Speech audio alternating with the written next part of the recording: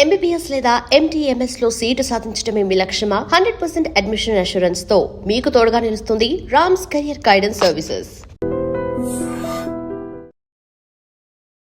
Welcome to I dream. నేను మీ Surekha.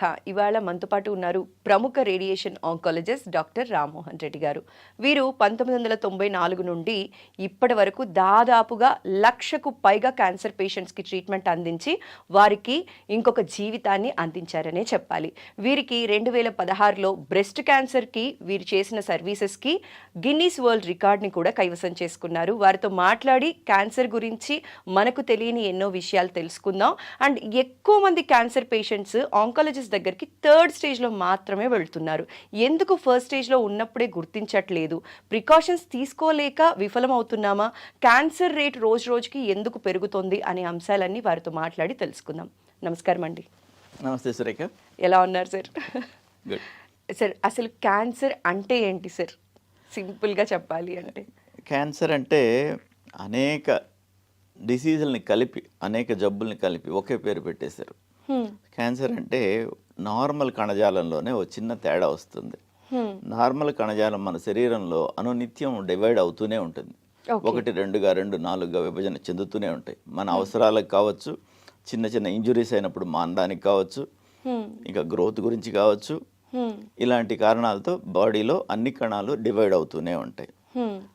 Millions of divisions మన జీవితకాలంలో అవి అండర్గో అవుతాయి. అయినప్పటికీ కూడా ఎక్కడా డీవియేషన్ రాకుండా ఉండగలగడమే విచిత్రం. ఒక చిన్న డీవియేషన్ వస్తే అందులో నుంచి క్యాన్సర్ వస్తుంది. కణజాలంలో విభజన చెందడంలో ఒక చిన్న తేడా నుంచి క్యాన్సర్ వస్తుంది. అలాంటి తేడాలు చాలాసార్లు మన శరీరంలో వస్తే కూడా మన శరీరంలోని ఇమ్యూనిటీ సిస్టమ్ వాటిని అనేక సార్లు చంపేస్తుంది. ఓకే. ఇలా చనిపోతున్న ఉండే కార్యక్రమంలో కొన్నిసార్లు ఒకటి మన ఇమ్యూనిటీ లోపం వల్ల కావచ్చు, అది ప్రిడామినెంట్గా ఉండడం కావచ్చు, మనం తీసుకునే స్మోకులు, ఆల్కహాల్ ఇలాంటి వాటి కారణంగా కావచ్చు, ఓ కణం తప్పించుకుంటుంది. ఓకే. ఆ తప్పించుకున్న కణం విపరీతమైన గుణాలను అక్వైర్ చేసుకుంటుంది. ఆ గుణాలు ఏంటంటే శరీరంలో ఏ రకమైన కణాలైనా అదే రకం కణానికి అంటి పెట్టుకుని ఉంటాయి. ఈ అంటి పెట్టుకునే గుణాన్ని పోగొట్టుకుంటాయి. ఓకే. సో అవి గాలిలో ధూళి కణాల్లాగా తేలియాడుతుంటాయి. అంటే రక్తంలో క్యాన్సర్ సెల్స్ విడిగా ప్రవహించేదానికి సిద్ధంగా ఉంటాయి. That is one. ఇంకొకటి, ఎక్కడైనా ఒక శరీర భాగంలో ఉండాల్సిన కణాలు అక్కడే ఉంటాయి, ఇంకో దగ్గర ఉండవు. ఒకవేళ పొరపాటున ఏదో కారణంతో వెళ్ళినా అవి నశించిపోతాయి. ఈ క్యాన్సర్ కణాలు వేరే ఎక్కడైనా పడ్డాక అవి పెరగడం స్టార్ట్ అవుతాయి. అదో గుణం. తర్వాత రక్తనాళాలు కొత్తగా ఇది పెరగడం మొదలవగానే దీనికి కావలసిన రక్తనాళాలను అదే సృష్టించుకుంటుంది. రక్త సరఫరా వస్తుంది. రక్త సరఫరా వస్తుంది కనుక వచ్చిన రక్తం అక్కడ ఆగదు కదా, వెళ్ళిపోవాలి. వెళ్ళిపోయేటప్పుడు ఈ ఫ్రీగా ఉన్న కణాలను తీసుకెళ్ళిపోతుంది, ఇంకో దగ్గర డిపాజిట్ చేస్తుంది. ఆ డిపాజిట్ అయినా అక్కడ పెరుగుతాయి. సో ఈ అన్ని గుణాలు ఉన్న అన్ని జబ్బుల్ని క్యాన్సర్ అనేసారు. సో అలాగా క్యాన్సర్ అనేది మన శరీరంలోనే వివిధ కారణాల వల్ల ఒక కణం రూపాంతరం చెంది విపరీతమైన కణంగా మారి అది శరీరంలో ఎక్కడి నుంచి అయినా ఎక్కడికైనా పాకే గుణం, అక్కడే పెద్దగా పెరిగే గుణం, దాని రక్త సరఫరా అదే తెచ్చుకునే గుణం, దాని ప్రక్కన ఉన్న కణజాలాన్ని నశింపజేసే గుణాన్ని డెవలప్ చేసుకుంటుంది. అది క్యాన్సర్. ఓకే. అయితే సార్, ఈ క్యాన్సర్ రావడానికి మీరు ఇందాక అన్నారండి, కొన్ని స్మోకింగ్ కావచ్చు, ఆల్కహాల్ కావచ్చు, ఇలాంటి వాటి వల్ల ఎక్కువ వచ్చే అవకాశం ఉంది అంటారండి? అవకాశాలు బాగా పెరుగుతాయి. ఒక్కొక్క దానికి ఒక్కొక్క క్యాన్సర్కి ఒక్కో రకంగా. క్యాన్సర్ ఏ శరీర భాగంలో అయినా రావచ్చు. ఓకే. క్యాన్సర్ ఏ ఏజ్ గ్రూప్లో అయినా రావచ్చు. గర్భస్థ శిశువు దగ్గర నుండి ఇవాళ రేపు చనిపోయే పెద్ద అయిన వరకు ఎవరికైనా రావచ్చు. ఓకే. మగవాళ్ళకి రావచ్చు, ఆడవాళ్ళకి రావచ్చు. మొత్తం ఎన్ని రకాల క్యాన్సర్ అనేది ఉందండి? ఈ వివిధ రకాలు ఉన్నాయి, 100 రకాలు ఉంటాయి. కాకపోతే వీటిని కొన్ని గ్రూప్స్గా డివైడ్ చేస్తాం. లైక్ సాలిడ్ ట్యూమర్స్ అని, అంటే గడ్డల్లాగా ఉండేవి, రైట్. ఇంకొకటి సార్కోమాస్ అని, కణజాలం కనెక్టివ్ టిష్యూస్ అని ఉంటాయి బాడీలో, వాటి నుంచి వచ్చేవాడిని సార్కోమాస్ అంటాం. ఓకే. కొన్ని బెనైన్ ట్యూమర్స్ ఉంటాయి. మామూలుగా ట్యూమర్ అంటేనే న్యూ గ్రోత్. క్యాన్సర్ అంటే ఆ న్యూ గ్రోత్స్లో మ్యాలిగ్నెంట్ గ్రోత్, న్యూ గ్రోత్స్లో ఇలా పెరగడం, ఈ గుణాలన్నీ ఉన్నదాన్ని క్యాన్సర్ గ్రోత్ అంటాం. న్యూ గ్రోత్ అయినప్పటికీ తీసేస్తే పోయేదాన్ని బినైన్ గ్రోత్ అంటాం. ఓకే. గడ్డల్లో క్యాన్సర్ అయ్యే గడ్డలు ఉంటాయి, కానివి ఉంటాయి. ఓకే. అయితే సార్ ఇప్పుడు క్యాన్సర్ వచ్చింది అని ఇనిషియల్గా ఎలా తెలుసుకోవచ్చండి? క్యాన్సర్ వచ్చింది అని తెలుసుకోవడం మనం కొంత నాలెడ్జ్ గెయిన్ చేసుకొని మా మీడియాలో మీరందరూ ప్రచారం చేస్తుంటారు. అవి మాబోటి వాళ్ళం కంఠశోష వచ్చేలా చెబుతూ ఉంటాం. ఇవన్నీ విని కొంతవరకు సైంటిఫిక్గా కొంత ఆచరిద్దాం అనుకోవడం అంటే ముఖ్యమైనది. symptoms ఎట్లుంటాయి సార్? ముఖ్యమైనది ఏదైనా మన శరీరంలో తేడా ఉంటే వెంటనే డాక్టర్ని కలవడం చాలా ఇంపార్టెంట్. సో ఇలాంటి కొన్ని గుణాలలో కొన్ని కాషన్ సిగ్నల్స్, ఇది ఉంటే క్యాన్సర్ ఉండొచ్చు అనుకునేవి కొన్ని ఉన్నాయి. ఓకే. రైట్. ఒక అల్సర్ ఎక్కడైనా ఉంది, అల్సర్ ఎక్కడైనా ఎవరికైనా రావచ్చు, పుండు పడుతుంది, ఓ వారం కాకపోతే 3 వారాలు 4 వారాల్లో మానిపోతుంది. అలా మానకుండా ఉంటే అదేంటని చూసుకోవాలి. ఓకే, ఏదైనా అల్సర్ వచ్చినప్పుడు. అది తర్వాత ఒక పుట్టుమచ్చ కానీ అట్లాంటిది ఏదైనా ఉంది, అది మామూలుగా సంవత్సరాల తరబడి అలాగే ఉంటుంది, ఉన్నట్టుండి అందులో మార్పు చెంది అది పెద్దదవడం, ఓకే, అది పుండుగా కావడం, ఇలాంటివి ఏదైనా జరిగితే చూసుకోవాలి. Okay. Bowel or bladder habit change అంటాం. అంటే మోషన్ పోయే విధానం, మామూలుగా రెగ్యులర్గా పోయేవాళ్ళు ఇరెగ్యులర్ అవడం.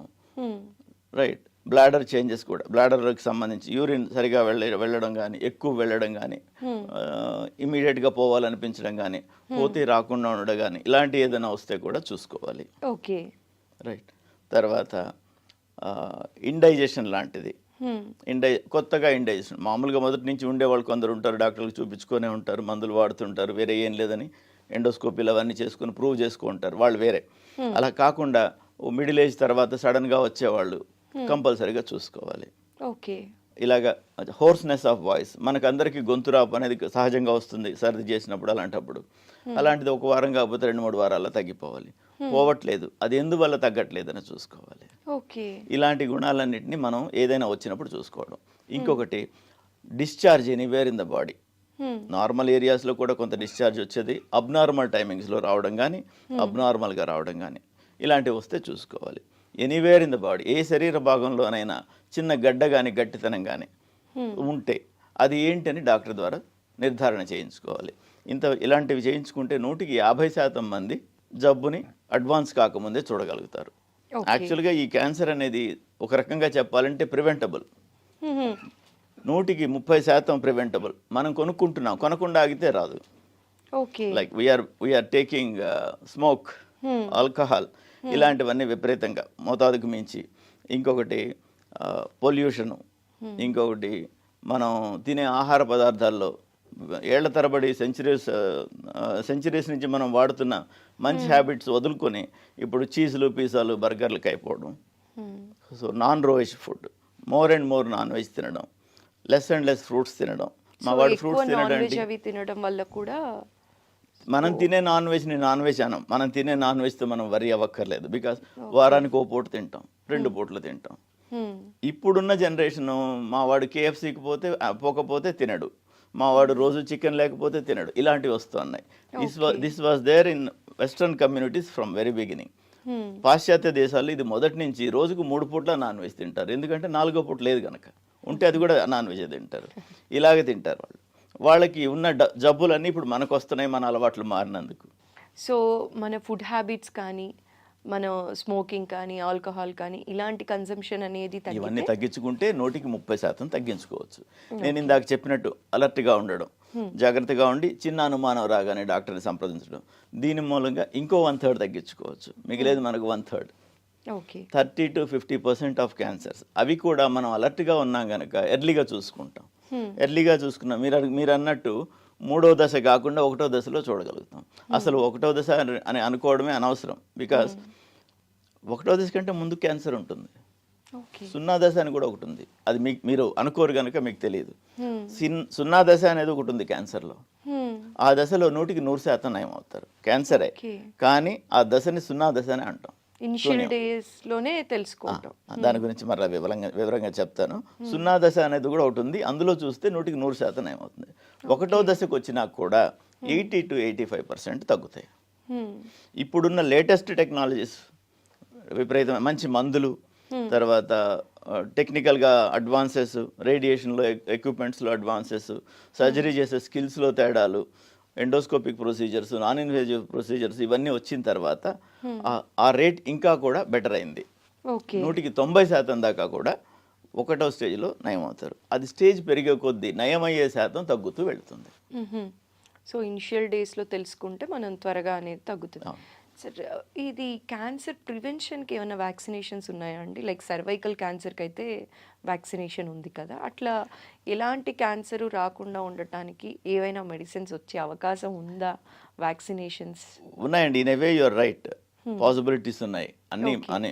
ఇప్పుడు రాలేదని లేవనడానికి కూడా లేదు. లైక్ ఫర్ ఎగ్జాంపుల్ క్యాన్సర్కి సంబంధించి ముఖ్యంగా చెప్పాలంటే హెపాటిక్ క్యాన్సర్స్, లివర్ క్యాన్సర్స్ చాలా కామన్. దానిలో నిర్ద్వందంగా ఇది కాజేటివ్ ఏజెంట్ ఉండొచ్చు అని చూసినవి కొన్ని వైరస్లు ఉన్నాయి. హెపటైటిస్ బి, దాని మూలంగా లివర్ క్యాన్సర్ వచ్చే అవకాశం చాలా పెరుగుతుందని ఇప్పుడు అందరికీ కూడాను ముఖ్యంగా ఈ హెపటైటిస్ వస్తుంది అని అనుమానం ఉండేవాళ్ళు డాక్టర్స్, నర్సెస్, ఈ హాస్పిటల్ సిస్టమ్స్లో పనిచేసే వాళ్ళు, వీళ్ళందరూ హెపటైటిస్ బి వ్యాక్సినేషన్ తీసుకుంటున్నాం. ఓకే, ఇంట్లో ఒకరికి ఉంది, మిగతా అందరూ కూడా హెపటైటిస్ బి వ్యాక్సినేషన్ తీసుకోవాలి. ఇది ముఖ్యంగా రక్తం ట్రాన్స్ఫర్ చేసేటప్పుడు ఇన్ఫెక్టెడ్ నీడిల్స్ వాడడం ఇలాంటి కారణాల వల్ల వస్తుంది. ఒకళ్ళకి వస్తే మిగతా వాళ్ళకి రాకుండా ప్రొటెక్షన్ తీసుకోవడం ఇంపార్టెంట్. ఇలాగ ప్రొటెక్షన్ ఉంటే హెపటైటిస్ క్యాన్సర్లోకి మారకుండా ఉంటుంది, అదొకటి. అండ్ క్యాన్సర్ సెర్విక్స్ అంటే నిన్న మనం మీరు వినే ఉంటారు, న్యూస్ పేపర్లలో అంతా బాగా వచ్చి చూసుంటారు. పూనం పాండే గారు చనిపోయినట్టు ప్రకటన చేశారు, తర్వాత బతుకున్నారన్నారు. అఫ్కోర్స్ వారి ఆలోచన, వారి అవేర్నెస్ తీసుకురావాలన్న ఆలోచన మంచిదైనప్పటికీ అందులో ఒక అబద్ధంతో కూడుకున్న నిజాన్ని మనం ఏది అబద్ధం ఏది నిజం అని నమ్మడం కష్టం. ఇలాంటి విధంగా కాకుండా చేస్తే ఇంకా బాగుంటుంది. ఈ క్యాన్సర్ సెర్విక్స్కి సంబంధించి వందల రకాల వైరస్లు క్యాన్సర్ కాజ్ చేసేదానికి ఆస్కారం ఉంది. ఓకే, హెచ్పివి అంటున్నాం దాన్ని, హ్యూమన్ ప్యాపిల్లోమా వైరస్ అంట. 100 రకాల ప్యాపిల్లోమా వైరస్లు ఉన్నాయి. అవి కొన్ని బినైన్ ప్రాబ్లమ్స్ని, కొన్ని మ్యాలిగ్నెంట్, కొన్ని క్యాన్సరస్ ప్రాబ్లమ్స్ని ఈ సెర్విక్స్కి సంబంధించి కాజ్ చేసేదానికి ఆస్కారం ఉంది. వీటిలలో ముఖ్యంగా ఒక 4 స్ట్రెయిన్స్, స్ట్రెయిన్ 6, 16 ఇలాంటివి ఒక 4 స్ట్రెయిన్స్ కామన్గా ఈ క్యాన్సర్ పేషెంట్స్, సెర్విక్స్ క్యాన్సర్ పేషెంట్స్లో నోటీస్ చేస్తున్నాం. 100కి 70 మంది గర్భసంచి ముఖద్వారం దగ్గర క్యాన్సర్ ఉన్న వాళ్ళల్లో ఈ వైరస్ డిటెక్ట్ అయింది. సో దీన్ని బట్టి, మిగతా స్టడీస్ని బట్టి ఈ వ్యాక్సిన్ తీసుకుంటే దాదాపు 70% వరకు ఈ ఇన్ఫెక్షన్ని ప్రివెంట్ చేస్తే తద్వారా క్యాన్సర్ని ప్రివెంట్ చేయొచ్చు అని. సో ఇప్పుడు మన దేశంలో కూడా కామన్గా hepatitis human papilloma virus vaccination 4 strain vaccine అందరికీ ఇస్తున్నాం. అండ్ గైనకాలజిస్టులు ఎంకరేజ్ చేస్తున్నారు, మేము ఎంకరేజ్ చేస్తాం. అండ్ యాక్చువల్గా గవర్నమెంట్ సైడ్ నుంచి కూడా ఇలాంటి నోటిఫికేషన్స్ రావడం, వాళ్ళు ఇంప్లిమెంటేషన్ దశకి తీసుకురావడం చాలా ముఖ్యం. దీని మూలంగా ముఖ్యమైన ఇన్ఫెక్షన్కి related cancers to the cervix తగ్గిపోతాయి. ఓకే, ఈ సర్వైకల్ క్యాన్సర్ ప్రివెన్షన్కి వ్యాక్సిన్ ఏదైతే తీసుకోవాలో ఏ ఏజ్ గ్రూప్లో తీసుకోవచ్చు? 8 నుంచి 29 వరకు తీసుకోమని వెస్ట్రన్ కమ్యూనిటీస్ చెప్తారు. ఓకే, దాదాపు 8 నుంచి 35 వరకు కూడా తీసుకోవచ్చు. అంతకంటే తర్వాత అవసరం లేదు. ఎందుకంటే ఆ వైరస్ ఇన్ఫెక్షన్ వచ్చి జబ్బు కాజ్ చేయడానికి దాదాపు 20 ఏళ్ళు కావాలి. సో ఈ ఏజ్ గ్రూప్స్లో వాళ్ళకి చాలా ముఖ్యంగా 35 లోపల తీసుకుంటే కూడా 55-60 దాకా ప్రొడక్టివ్ ఇయర్స్ అవుతుంది. దాని తర్వాత ఈ వైరస్ వచ్చే ఆస్కారం బాగా తగ్గుతుంది, అందువల్ల అవసరం లేదు. ఓకే, అయితే సార్ ఇప్పుడు చూసినట్లయితే ఆడవారిలో ఎక్కువగా బ్రెస్ట్ క్యాన్సర్ అనేది చూస్తూ ఉన్నాం కదండి.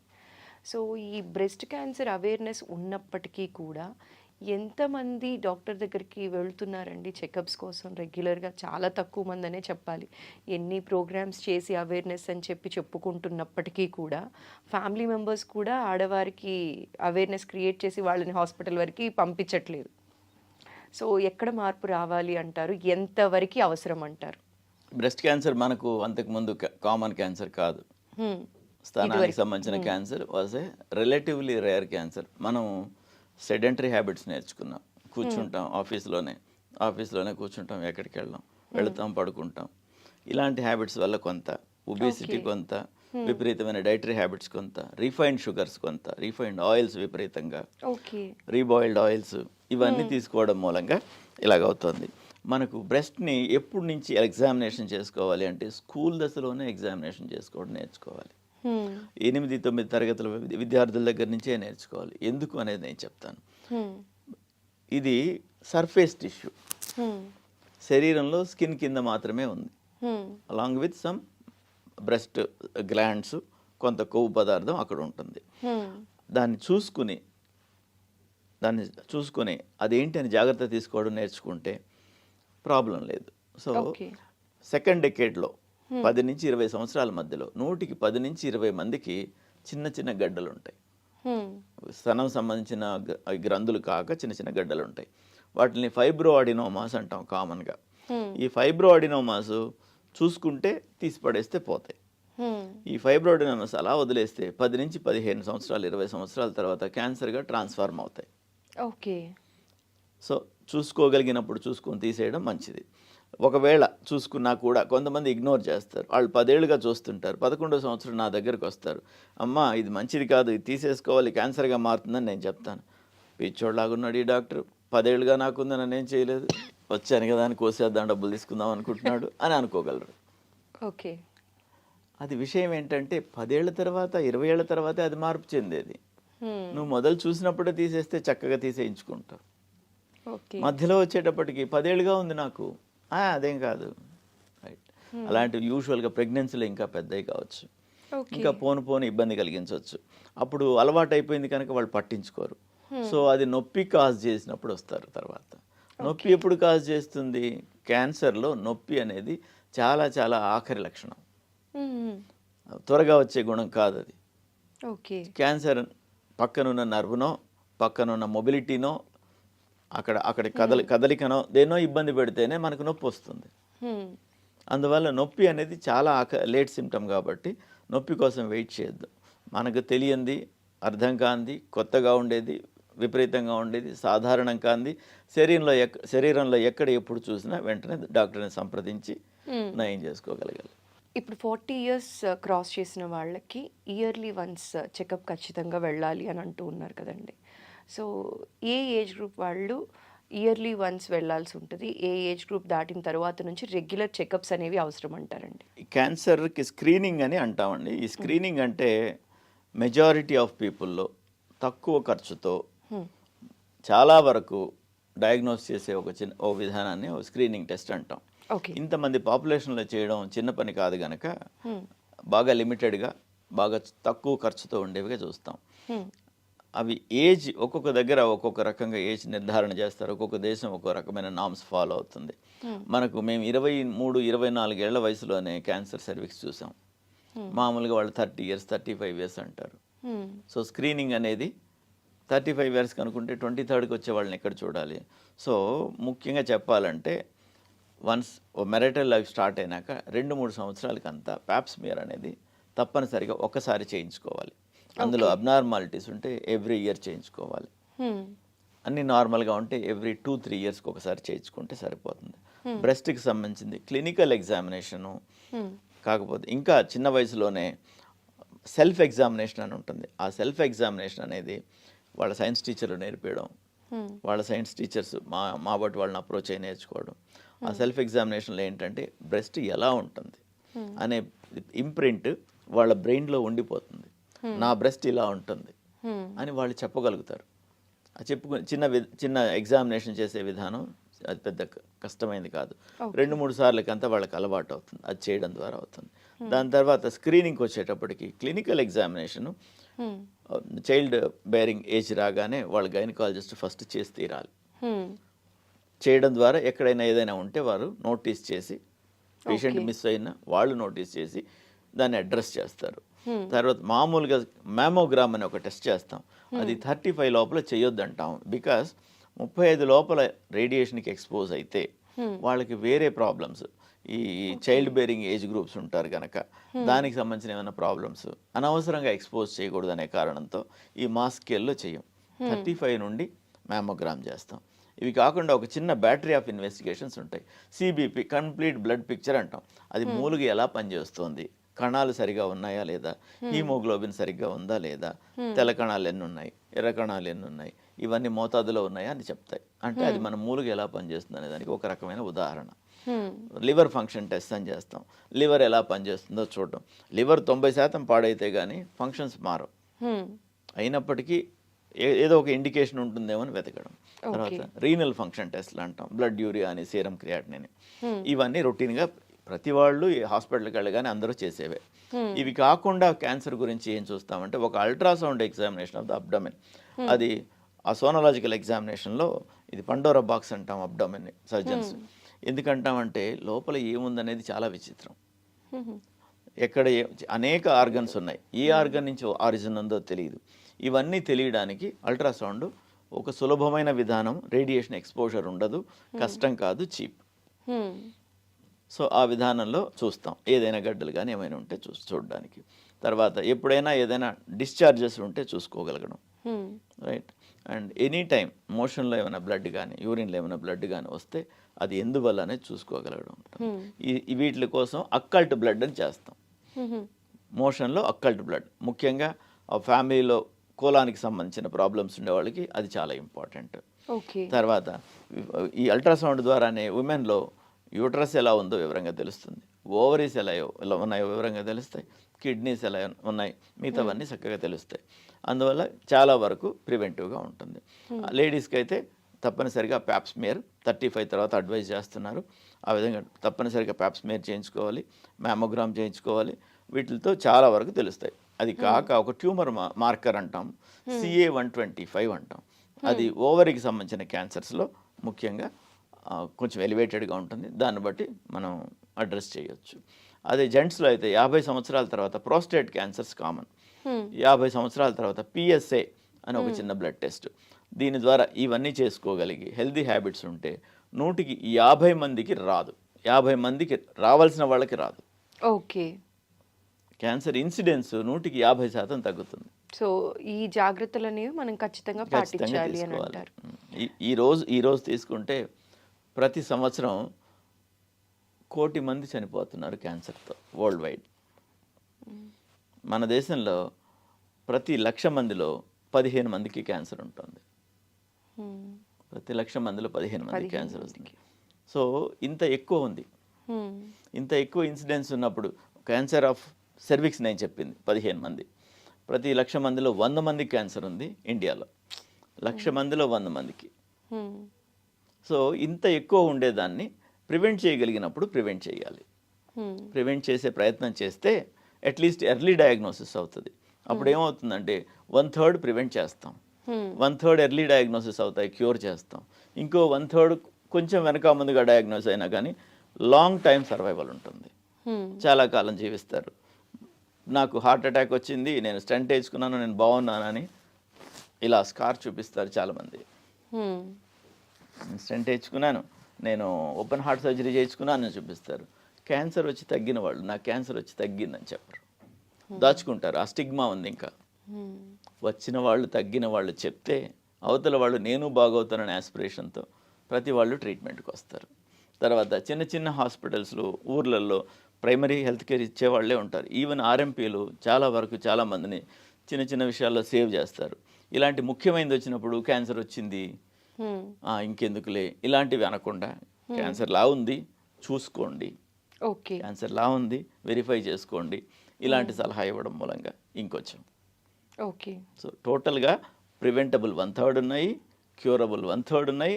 1/3కే సఫర్ అవ్వాలి, ఆ 1/3ని కూడా చాలా ఏళ్ళు బతికించవచ్చు. కాబట్టి దాదాపు బాగా అడ్రస్ చేయగలుగుతాం క్యాన్సర్ని.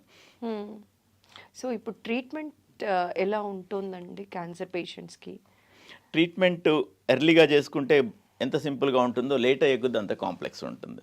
మామూలుగా క్యాన్సర్ ట్రీట్మెంట్ని మల్టీ మోడల్ ట్రీట్మెంట్ అంటాం. అంటే వివిధ పద్ధతులు అవలంబించి మాత్రమే క్యూర్ చేయగలం, ఒక పద్ధతిలో చేయలేం.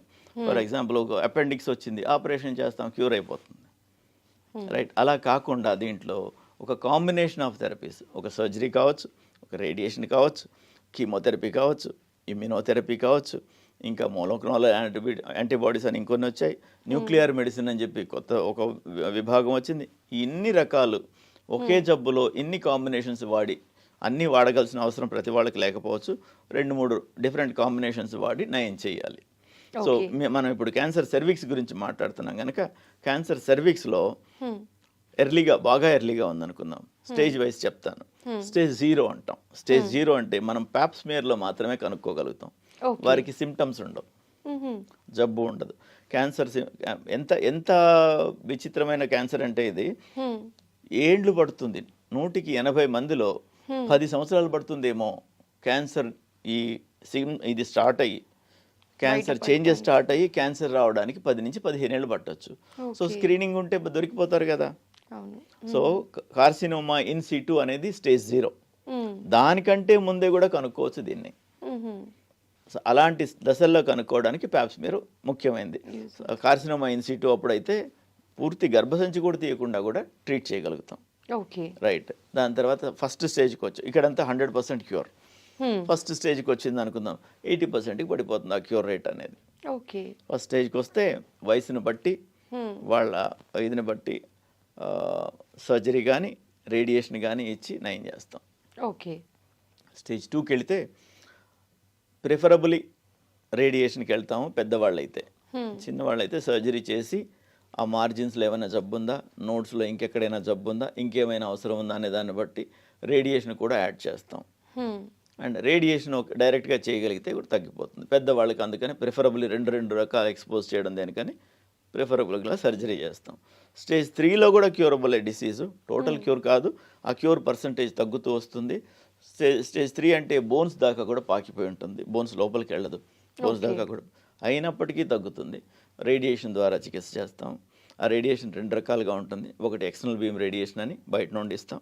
తర్వాత ఇంటర్నల్ రేడియేషన్ అంటాం, లేదంటే బ్రాకీథెరపీ అంటాం. దాన్ని యూటరస్లోను వజైనల్ ఇదిలోను ఆ ఏరియాలలో ఎక్కడైతే జబ్బు ఆరిజిన్ ఉందో ఆ ఏరియాలో హయ్యర్ డోసెస్, బాడీకి వేరే సైడ్ ఎఫెక్ట్స్ ఏం రాకుండా అక్కడ ఎక్స్ట్రా డోస్ ఆఫ్ రేడియేషన్ ఇచ్చి పూర్తిగా నయం చేయగలుగుతాం. స్టేజ్ 4A అంటాం. స్టేజ్ 4A అంటే ముందున్న బ్లాడరో వెనుకున్న యూటరసో ఇన్వాల్వ్ అయ్యి, వెనుకున్న రెక్టమో ఇన్వాల్వ్ అవుతాయి. మూత్రం సంచి కానీ మోషన్ పోయే పేగు కానీ ఇన్వాల్వ్ అవ్వచ్చు. అవి కూడా పెల్విక్ ఎక్సెంట్రేషన్ లాంటి సర్జరీస్ చేసి అడిషనల్ ట్రీట్మెంట్స్ ఇచ్చి లాంగ్ సర్వైవల్స్ తీసుకొచ్చేదానికి ఆస్కారం ఉంది. అయినప్పటికీ అంత లాంగ్ సర్వైవల్స్, క్యూర్స్ అనేవి నాట్ పాసిబుల్. అందుకని ఎర్లీగా చూసుకోవడం. ఈ కార్సినోమా ఇన్ సిటులోనే చూడాలి.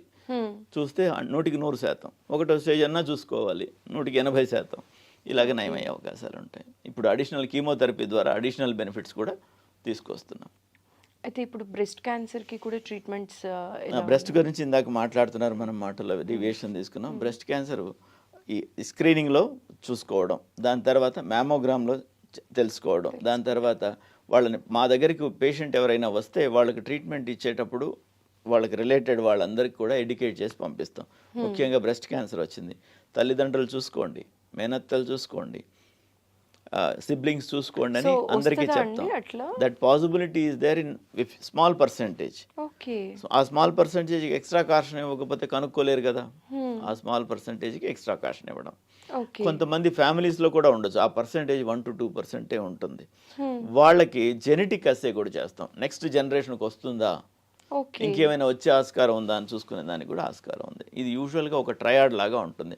ఓవరీ క్యాన్సర్, పెద్దపేగుకి సంబంధించిన క్యాన్సర్, బ్రెస్ట్కి సంబంధించిన క్యాన్సర్, ఈ 3 ఒకటి ఉన్న వాళ్ళకి ఇంకోటి కూడా ఉండే ఆస్కారం ఉంటుంది. కాబట్టి ఈ 3 సిస్టమ్స్ని ఒకరు ఉన్నప్పుడు మిగతావన్నీ కూడా వాళ్ళ చుట్టాలందరిలో కూడా చూసుకోమని చెప్తాం. ఓకే సార్, అయితే క్యాన్సర్ ట్రీట్మెంట్ చాలా పెయిన్ఫుల్ అని చెప్పి కీమో కానీ ఇలాంటివి మనిషిని చాలా డిప్రెషన్లోకి తీసుకెళ్ళిపోతుంది. ఫ్యామిలీస్ బాగా వరి అయిపోతూ ఉంటారండి, అందరూ కూడా ఫ్యామిలీ మెంబర్స్ అంతా.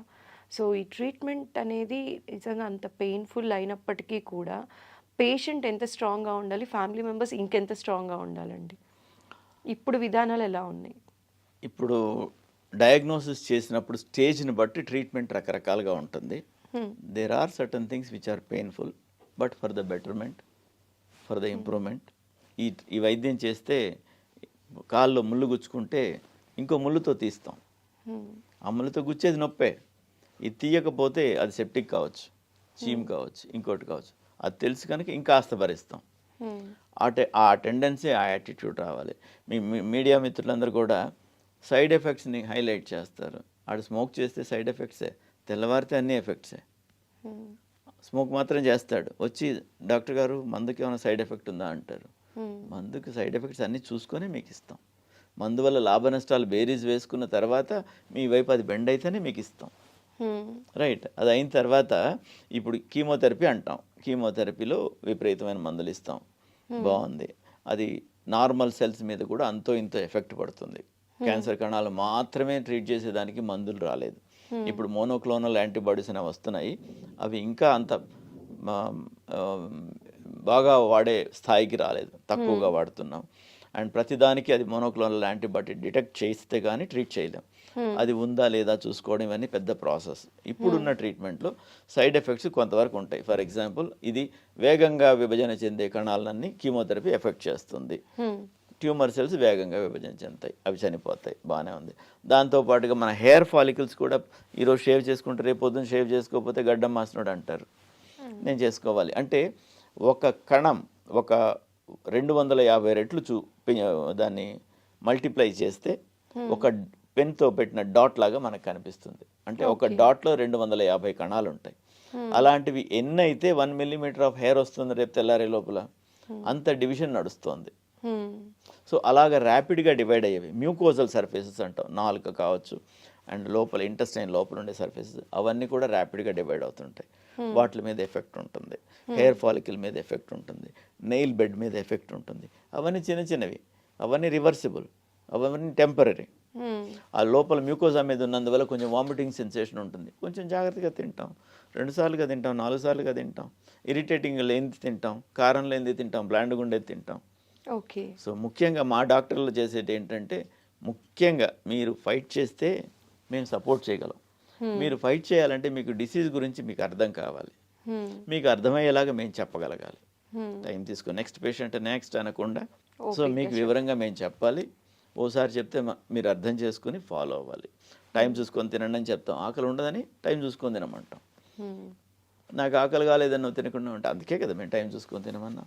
సో ఆకలి ఉండదు, వామిటింగ్ సెన్సేషన్ ఉంటుంది, హెయిర్ ఫాల్ అవుతుంది, ఇవన్నీ రివర్సిబుల్. రివర్సిబుల్ ఉన్నప్పుడు ఏమవుతుంది? అండ్ ఇప్పుడు కొన్ని మందులు వచ్చినాయి. అంత ఒకప్పుడు విపరీతమైన వామిటింగ్ అయితే మందులు లేవు, ఇప్పుడు అంతలో మందులు వచ్చినాయి. మైలో డిప్రెషన్ అయితే మైలో సప్రెషన్ అయితే మనకు మందులు లేవు. అప్పుడు లైక్ మూలుగా అణిగిపోతుంది, తెల్ల కణాలు అసలు రాకుండా పోతాయి కీమోథెరపీ మూలంగానే. రాకపోతే రక్త కణాలు లేకపోతే ఇమ్యూనిటీ పోతుంది, ప్రాణాపాయం. అలాంటివి వస్తే ట్రీట్మెంట్కి వైద్యం లేదు అప్పుడు.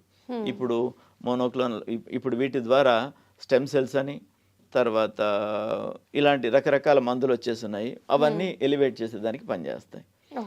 రక్త కణాలు తగ్గకుండా ఎలివేట్ చేసేదానికి పనికి వస్తాయి. రక్తం తగ్గింది, రక్తం బయట నుంచి ఇవ్వచ్చు, రక్తం పెరిగేదానికి మందులు ఇవ్వచ్చు, ఇవన్నీ వచ్చున్నాయి. సైడ్ ఎఫెక్ట్స్ ఉంటే ఉండవచ్చు కాక మీ ప్రాణం కోసం మీరు చిన్న రిస్క్ చేయడమే, అది పెద్ద రిస్క్ ప్రాణం. పేషెంట్ కానీ ఫ్యామిలీ మెంబర్స్ కానీ ధైర్యంగా ఉంటే సరిపోతుంది, సపోర్ట్ చేయాలి. డిప్రెషన్ ఉంటుంది, నాకే ఎందుకు వచ్చింది, అంతమంది ఉన్నారు వాళ్ళకి రావచ్చు కదా, నేనేం పాపం చేశాను, నువ్వు పాపం చేయలేదు. నీకే రావడం కాదు, ప్రతి వాళ్ళకి ఆస్కారం ఉంది. మనకు 1,00,000కి 15 మందికి సర్వైకల్ క్యాన్సరే వస్తుంది, 1,00,000కి 100 మందికి వస్తుంది. 100 మందికి కాదు, ఇంకా ఎక్కువ మందికి కూడా రావాలి. మన డిఫెన్స్ సిస్టమ్స్ బాగుండి వాళ్ళందరినీ తగ్గించి 100కి తెచ్చింది. ఓకే. మన డిఫెన్స్ సిస్టమ్ బాగా పెట్టుకుందాం, యాక్టివ్గా ఉందాం, రోజు 1 గంట సేపు ఎక్సర్సైజ్ చేద్దాం, ఉదయం సాయంత్రం ఏదో ఒక టైంలో. ఎప్పుడు కాకపోతే బాత్రూమ్కి వెళ్ళేటప్పుడైనా కాసేపు జాగింగ్ చేసి వెళ్దాం. హెల్దీ ఫుడ్ తిందాం, మసాలాలు తగ్గించుకుందాం, వెజిటబుల్స్ ఎక్కువ తిందాం, ఫ్రూట్స్ ఎక్కువ తిందాం. ఇలాంటివి చేస్తే తప్పనిసరిగా క్యాన్సర్ వచ్చే అవకాశం బాగా తగ్గుతుంది. ఓకే సార్, చాలా ఇన్ఫర్మేషన్ ఇవాళ మా ప్రేక్షకులకి చెప్పారండి. చివరిగా ఆడవారికి బ్రెస్ట్ క్యాన్సర్ బారిన పడకుండా స్క్రీనింగ్ గురించి కానీ, ఎర్లీగా ఎలా డిటెక్ట్ చేయాలి అన్న విషయం గురించి కానీ మా ప్రేక్షకులకి మీరు చెప్పే మాట సలహా అండి. క్లినికల్ ఎగ్జామినేషన్ చేయించుకోవాలండి, వయసుకు సంబంధించి చూసుకునే విధంగా. అండ్ చిన్న గడ్డ నోటీస్ చేసినా కానీ మీరు మీ డాక్టర్ని కలిసినప్పుడు మాకు సెల్ఫ్ ఎగ్జామినేషన్ ఆఫ్ బ్రెస్ట్ నేర్పించండి అని అడిగి నేర్చుకోండి. ఓకే. అందరూ టైం తీసుకొని నేర్పించరు కనుక అడిగి టైం సెల్ఫ్ ఎగ్జామినేషన్ ఎలా చేయాలి అని చూసుకుని అలా చేయాలి. సెల్ఫ్ ఎగ్జామినేషన్ ఆఫ్ బ్రెస్ట్ అదొక్కటి నేను చెప్తానండి, ఫాలో అయినంత వరకు ఫాలో అవ్వండి. కాలర్ బోన్ ఉంటుంది, డ్రాప్ ఏ లైన్, ఒక స్ట్రైట్ లైన్ ఇమాజినరీగా గోయింగ్ త్రూ ద నిప్పుల్, అలా ఒక స్ట్రైట్ లైన్ అనుకోండి. And drop a line horizontally passing through both the nipples. Okay. So ఇలా చేసినందువల్ల 4గా డివైడ్ అయిపోతుంది ప్రతి బ్రెస్ట్. 4 అయినాక ఒక్కొక్క పార్ట్ని ఇలాగ రోల్ చేసి చూడాలి. ఎందుకంటే ఇది సెన్సిటివిటీ తక్కువ ఉన్న ఏరియా, పామ్ అంటాం, ఓకే, పామార్ సర్ఫేసెస్. అదే ఇక్కడ పట్టుకుంటే పాల ఉత్పత్తి గ్రంథులన్నీ గడ్డలాగా తగులుతాయి. ఇది చాలా సెన్సిటివ్ ఏరియా. సో ఇక్కడ తాకితే గడ్డ అయితే మాత్రమే గడ్డలా తెలుస్తుంది, మిగతావన్నీ డిసప్పియర్ అయిపోతాయి. ఇలాగ రోల్ చేసుకుంటూ 4 భాగాలు చూడాలి. నిప్పుల్ స్క్వీజ్ చేసి ఏమైనా డిశ్చార్జ్ వస్తుందా, తెల్లగా కానీ ఎర్రగా కానీ ఏమైనా వస్తుందా. పాలు వచ్చే టైం పసిబిడ్డ తల్లులకి అయితే తప్పితే రావడానికి లేదు. వేరే ఏ డిశ్చార్జ్ వచ్చినా కానీ ఏ టైంలో వచ్చినా కానీ చూపించుకోవాలి. అదొకటి. 4 వైపులా అలా చూసుకున్న తర్వాత రెండో వైపు కూడా అలా చూసుకోవాలి. కుడి వైపు ఎడం చేత్తో, ఎడం వైపు కుడి చేత్తో చూసుకోవాలి. దాని తర్వాత ఆంపిట్ అగెయిన్స్ ద బోన్, ఈ చేతి బోన్ వైపుకి ఇలాగ రోల్ చేసి చూడాలి. అదేవిధంగా చెస్ట్ వాల్ సైడ్కి ఇలా రోల్ చేసి చూడాలి. ఇక్కడ ముందుకి ఒక ఫోల్డ్ లాగా ఉంటుంది, యాంటీరియర్ ఫోల్డ్ ఆఫ్ ద యాక్సిలా అంటాం.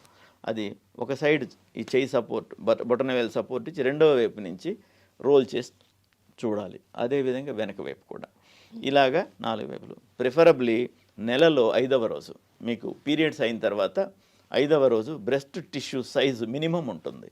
ఓకే, కాస్త మృదువుగా ఉంటుంది, గట్టిగా ఉండదు. ఎగ్జామినేషన్కి అనువైన రోజు 1వ తారీఖు పీరియడ్స్ వచ్చేవాళ్ళు అయితే 2, 3, 4, 5 తారీఖుల్లో పీరియడ్స్ ఉంటాయి. పీరియడ్స్ ఉన్నా లేకున్నా 5వ తారీఖు నాడు మనం చూసుకోవాలి. పీరియడ్స్ వచ్చిన 5th డే ఆ రోజు లీస్ట్ సైజులో బ్రెస్ట్ ఉంటుంది.